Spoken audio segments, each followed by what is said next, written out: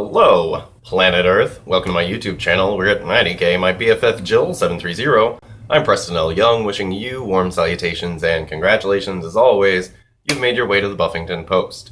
Today I'll be taking a break from Buffy, and it's time to review The Leftovers Season 2, Episode 5, No Room at the Inn. Alright, you guys, so I have a confession to make. I have a really soft spot for devout characters in any kind of literature. Game of Thrones, I've read the A Song of Ice and Fire series up to this point, and I'm in love with Catelyn and Aaron, and anybody who really believes in something, I'm like all about it. I want to get all into their psyche, and I'm a little obsessed with the devout.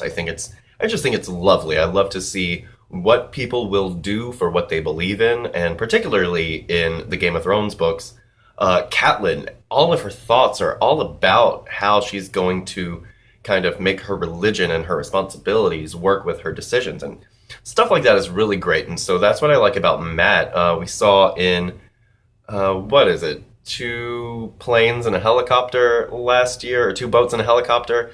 Whatever it was last year when we saw Matt go on his Job quest, and I was so excited to get to be with Matt and see what his whole deal is, because if you watched my last review, you know that I think Matt is telling the truth. Like, I don't know. It's crazy, and Matt, you looking crazy in this episode. The whole episode, I kept saying to Matt in the TV, you look crazy, but I believe him mostly. So this episode is like all about faith, it's all about faith. I'm just obsessed.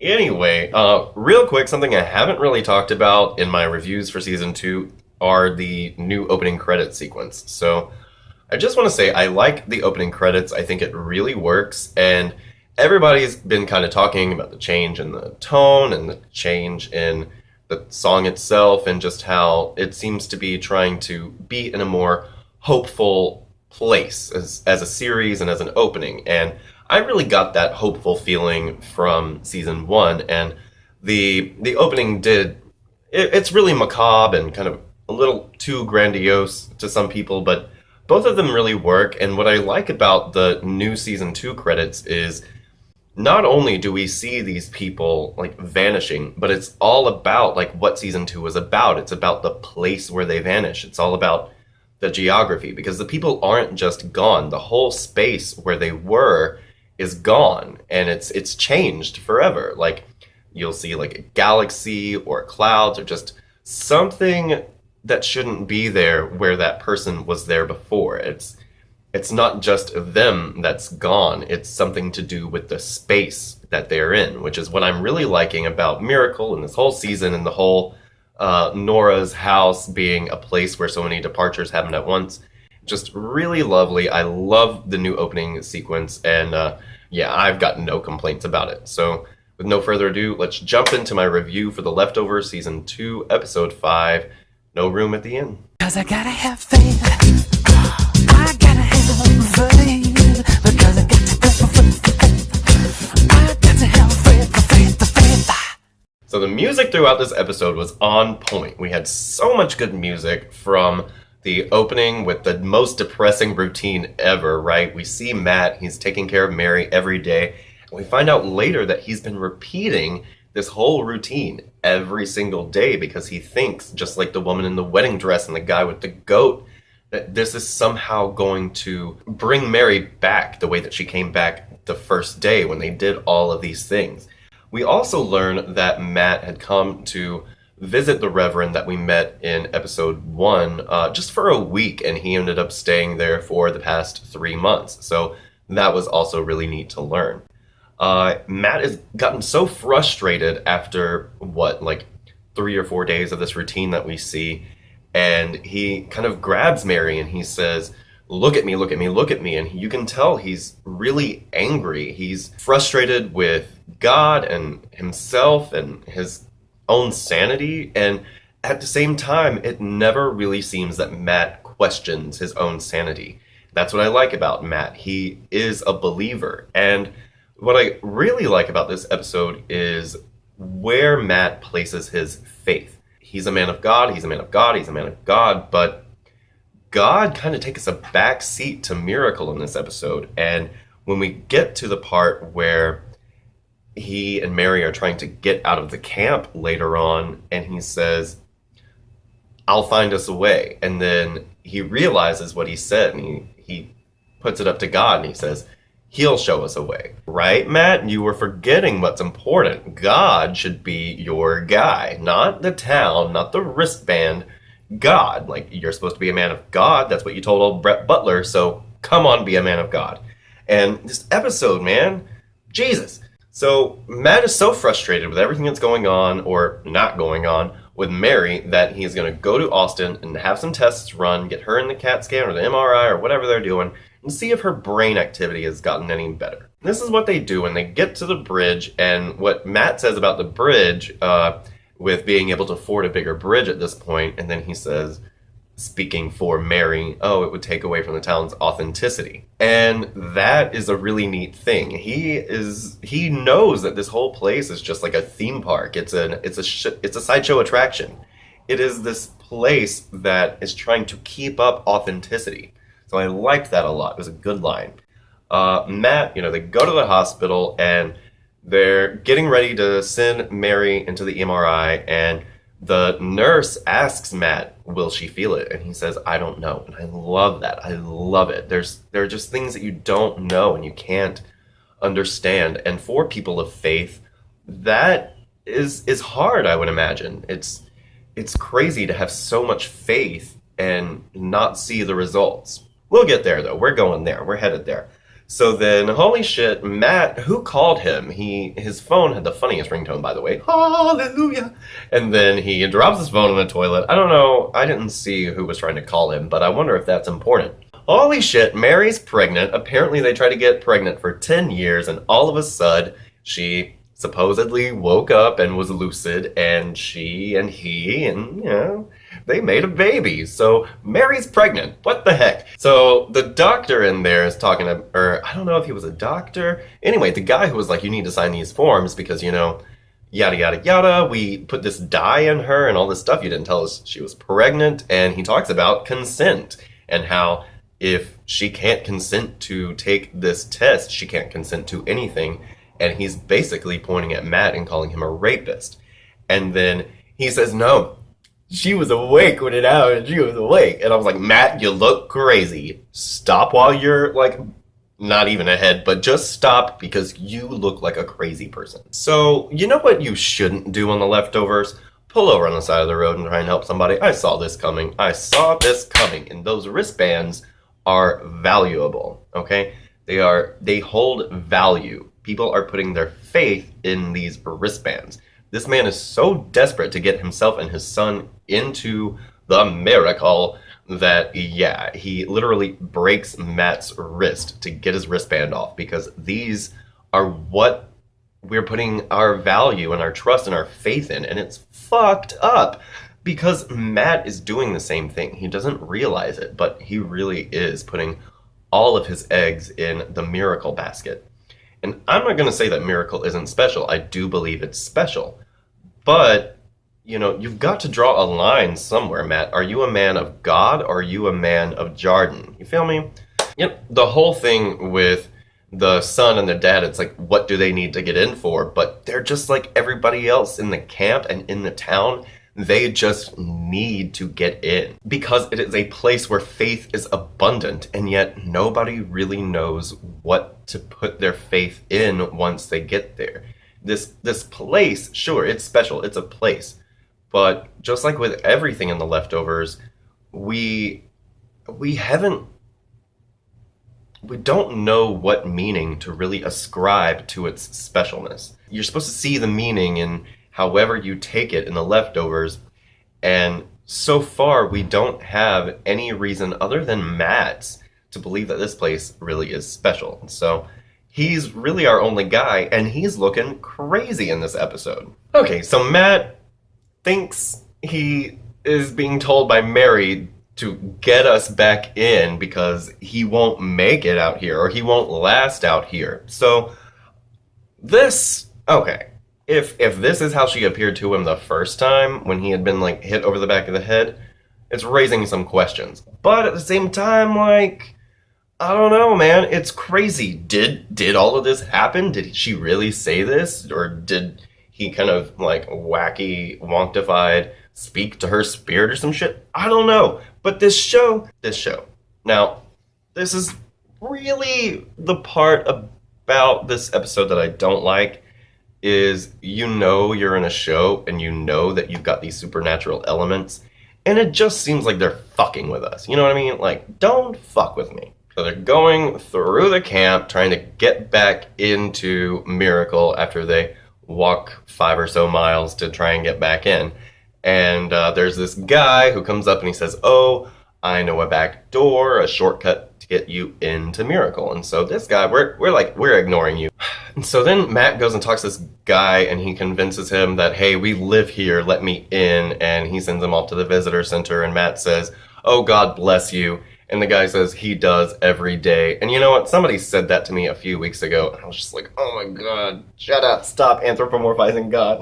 All right, so they get into the visitor center. They can't get through. The wedding guy is really rude. He's just super rude, okay?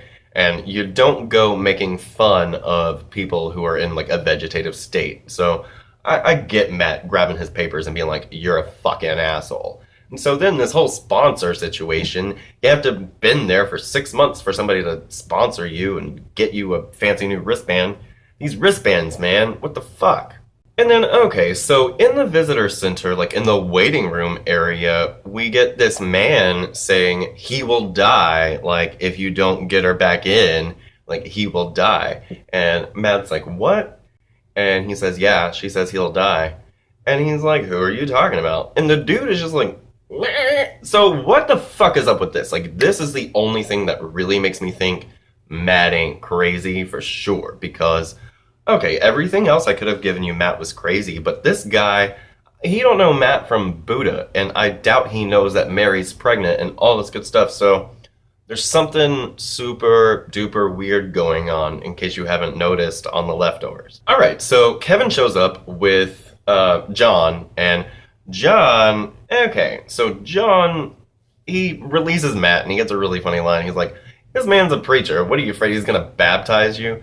So we get a little bit with John, and we see that Matt has been handing out flyers. And my question is, exactly how long has Evie been missing? We have absolutely no timetable telling us how far these events are from the girl's disappearance. So that's my big question. Like, how much time really has passed? So, okay. So John knows that homegirl is pregnant. Like, Mary's pregnant. John found the evidence, whatever. And John, as a name, it means God's grace, or to be enlightened, like to have, to be able to see things for what they are. And John certainly thinks that that's what's going on, but that's not what's going on. And so he talks with Matt, and they have this whole conversation about how he's basically going to tell people that he came to Miracle, got his wife pregnant because she woke up, and that's a bunch of bullshit, and he's not going to go telling everybody. And he says, "My wife lost her hearing a long time ago, and it hasn't come back. So what are you trying to say, that God likes your wife better than mine?" And that was such a good line. I just wanted to eat that line. So Matt and John are talking about the truth, and Matt says, "The truth?" And basically John lays it out to him. He says, "The truth is, you're a sick, sad little man, and you are going to have to tell everybody that you are a sick, sad little man, and that's the truth."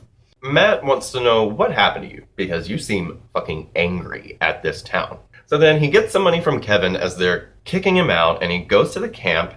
And we see this one man in the camp, and he has one of the loved ones with him.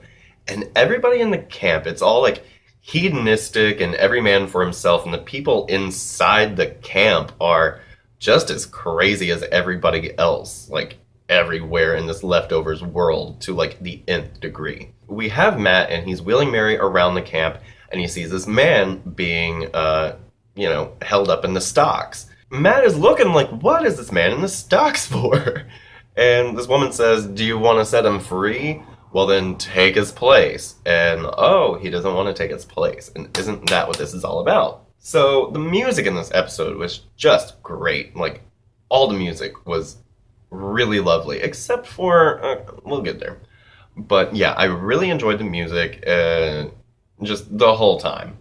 And so Matt, again, he gets to this point where he has forgotten God, and he looks up at the cross when he finally reaches out to God, and he goes and talks to Brett Butler. So Matt goes to Brett Butler, or Sandy, and he tells her his whole story about how he got to Jarden, and now he was like robbed and he's trying to get back in and he needs some money from her. She gives him a nice little interview to make sure that he's really who he says he is, and they talk about Job, and Matt says that Job is his favorite book in the Bible, and it's a little too on the nose is my only like real problem with that. It's like, we did Job last season, and I get it, you're supposed to be Job, but I feel like, I don't know, it really is a little on the nose. So I'm looking at my notes, that's what's down here, okay, my notes. Okay, so Brett Butler's like, I'll give you the money, this $500 that you need for this whacked out, cracked out guy to take you to this backdoor situation. Yeah, but the punchline is you have to whack this dude with a paddle as hard as you can while you say Brian. And this whole thing was just weird because she said that since he's a man of God, it would count. It was all very weird, but the punchline is exactly what Brett Butler tells him. She says, you're holding back. He's not hitting him as hard, and he's not saying Brian. She says, you're holding back, and that's what it is. He is not really himself. He has, again, forgotten God in a way, and he's put all of his faith in this place rather than in something outside of himself. And I really do like that. And so he gets the money after he whacks this dude and shouts Brian, and they go down a rabbit hole in a flood, okay? Again, the music was perfect here. I watched it last night and I was scared for them. I was like, oh my gosh, it's so horror movie thing. But I watched it again this morning, and the way that the music comes in as soon as the floodgates open, as to where I just started laughing. It was hilarious. And seeing Mary just go flying down with the water, it was really frightening at first. And I was like, well, that's a good way to miscarry, Matt. Come on now. But yeah, I liked it. It was really nice. So Nora shows up, and can we just say, again, Nora is really good at crime. She sends an anonymous tip into the police that the girls are down in the camp or whatever, or they've been spotted in the camp. And so while all of that hullabaloo is going on, they sneak Matt and Mary into the trunk. And again, the music, we get that classic Leftovers music in the trunk when he is talking to Mary about, how he used to recite poetry and Yeats and all this good stuff. And it was just a really nice moment. And I like that Nora was there for Matt. And she, again, was good at crime and had the good ideas. And, just as someone who has, a really close sibling that we've kind of always had to rely on each other, I like the relationship between Matt and Nora as it stands at this part in the episode, not at the end, and especially much better than I do in season 1, because there was a lot of animosity between those two characters in season 1, and so it's nice to see Nora sticking up and standing up for her brother. I do really like that. So, of course, they get back into town in the trunk, and then they pull over because there's been an accident, and the damn goats have been all up in the road, and the man who stole the wristband had run off the road with the goats, and it was all bad. He died. At this point, Matt sees a little kid, and the little kid is just holding up the wristband. He doesn't want it because, look at what it costs. Look at what this wristband is really worth. And this whole wristband thing is crazy. I love that Matt looks at what he's doing when he's pulling this wristband off the arm of a dead man, because this is what he values. Really? This is what you're putting your faith and all of your self-worth into, is this piece of plastic. And I like that Matt has this realization that my life is not what it's supposed to be, and it may not supposed to be here. Really like all of that. So then he tells Nora to take care of Mary because he's got to go not far for a little while. And then he says to Nora that he shouldn't have to hide, we shouldn't have to hide. And he goes to John with the little kid and he says, look, this is what's up. Mary woke up, she was fine, and I have no doubt that she's going to be awake very soon, and when she wakes up, I'll be back. She got her wristband, but I won't be far, and I'll see you again very soon. I like this. Ooh, and you could just tell the look on John's face was like, oh, maybe John knows that things are more wacky than he's letting on in Miracle, but I don't know. And then at the end, we have Matt, and can we just say that the Leftovers loves themselves some full frontal nudity, which is why I'm not wearing any pants right now. I'm just trying to fit in. He takes the man's place, and he's on the stocks that say repent, and that's where we end our episode. And it's this show, man, it's so lovely. I love what it tells us and what it doesn't tell us. All of the things it doesn't tell us are infuriating and gorgeous, and I don't know. I feel like this episode was as good as the season 1 Matt episode where he's losing the money and getting the money and the money and the money and the money and Job, and it's guys, good episode. Not my favorite episode of Leftovers, honestly, just because it did have those moments where it felt like a TV show. And what I really enjoyed about the first season is that it didn't have that TV showiness to it. It didn't feel like every other show. And this one, it really did feel like the writers of this episode were just fucking with us to fuck with us, like with the whole Mary thing. But I forgive it because it's a really good show.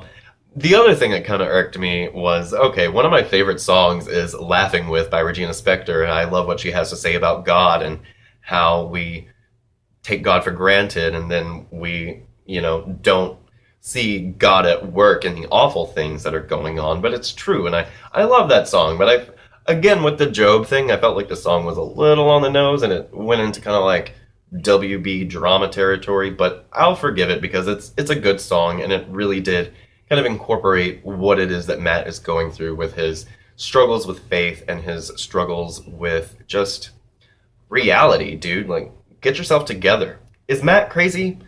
Yeah, but I believe him. I think this happened, and I think that Miracle is a special place, and I'm just really excited to see where we go from here, you guys. So have a great day. We'll see you next time. I'm Preston L. Young. You can come right back here to the Buffington Post anytime. Buffy the Vampire Slayer reviews, Angel and Faith reviews. Angel and Faith will be up this Wednesday, so stay tuned for a review for that as well. You can check out my playlist. I've got a bunch of stuff you can check out as well. And you can look for all of my other Leftovers Season 2 reviews. So I hope you're having a great 2015 so far, everybody. We'll see you next time. Bye. 'Cause I gotta have faith.